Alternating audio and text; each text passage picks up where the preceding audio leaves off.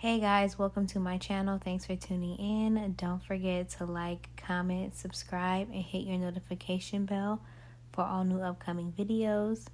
Today I will be showing you how I make my homemade body butters.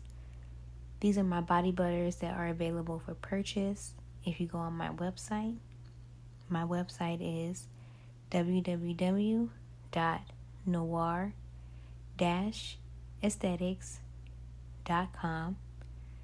I'm only selling my infused hibiscus body butter. I will be making more items available soon, but this is the main product. It's good for healing cracked skin, damaged skin, dry skin, scaly skin, eczema, paralysis, redness, itchiness. It's mainly made for sensitive skin and sensitive skin issues. I use 3 different butters, mango, shea, and kokum, and a lot of different other essential oils and ingredients. And of course, my oils are infused with rose and hibiscus flower.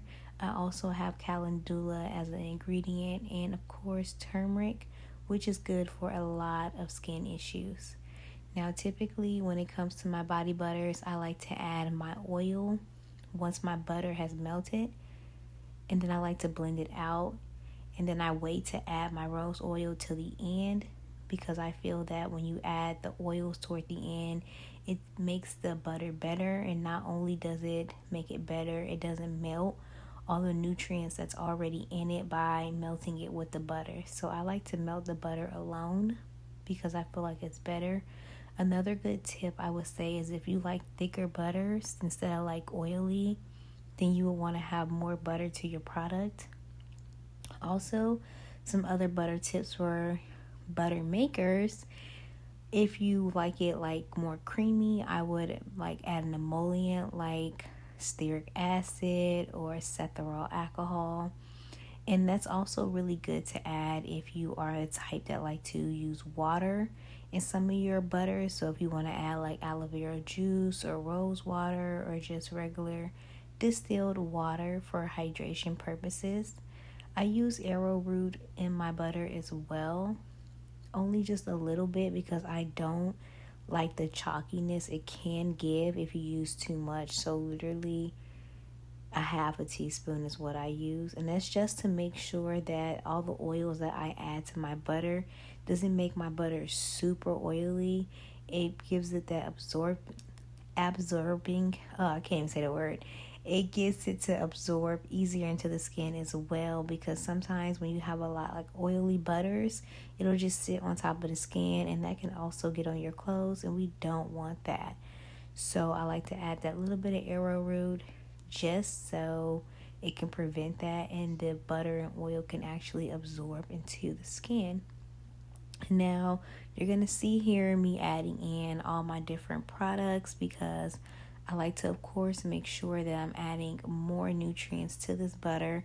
So I'm adding essential oils and a little bit for fragrance, but I like to keep my fragrance light and unisex because I really want to make sure this butter is like made for men, women, and children. This is a butter I find to be more of a medicated purposes, not of a fragrance, smell, or just to have on. This butter is really meant to heal and help the skin and really treat sensitive skin issues and really hydrate and retain moisture in the skin. And that's what I really made this butter for, was again me.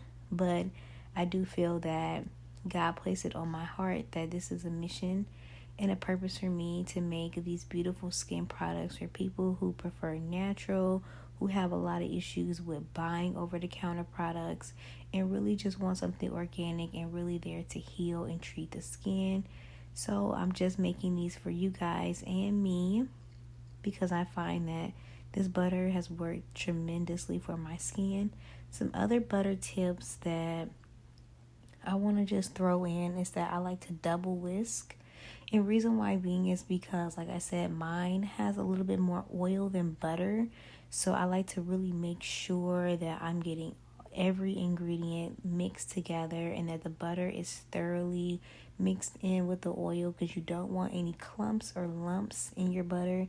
You want a smooth, creamy texture. You want it nice and just gliding on the skin. And that's what I like with my butter. So I recommend, if you are making your own, or you're making a hair butter or whatever kind of butter, you always want to double whisk, because you want to make sure all the products are inside the actual butter, and you want to make sure there's no clumps or lumps, and that when you are placing this on your skin, that it is going onto the skin. Or if you're making like a hair butter, you want to make sure that the actual product is absorbing into your hair.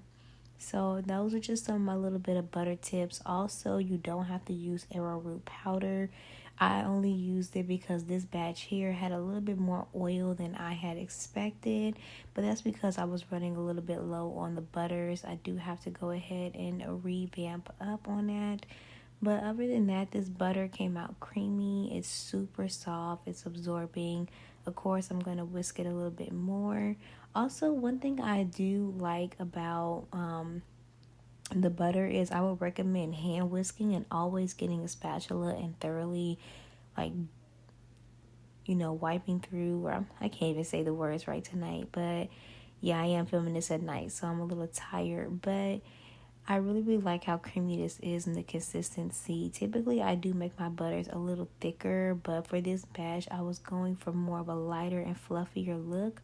I wanted you guys to just see how it is when it first comes out, because usually after it sits, it does get thicker, which is the one reason why I have been liking to make my butters more fluffier and light. Now, as I'm piping it, it can be a little bit harder. You can't really get like a design because it's so creamy, but it did come right into the bottle, and I love that.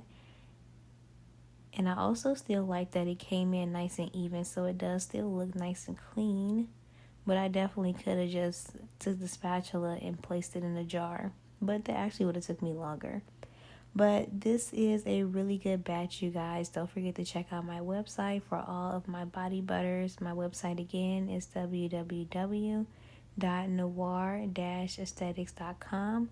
I do a 70-30, so I do 70% butter and 30% oil. That way my butters do stay thick as well as still creamy and absorbing. These are the finished products. I love it. They came out so well.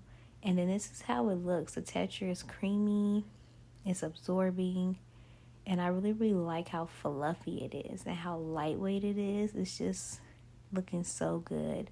I'm really, really loving this. And then also I wanted to show you guys how it looked on my skin, just so you can see how the fluffiness absorbs into the skin. Look here, it's a really more oily base, but you can rub it in and it's just nice and creamy. And then I put a little bit more on my hand than I should have, so it looks really oily. But you can use a little bit and it goes a long way. Let me know what you guys think. Have a great day.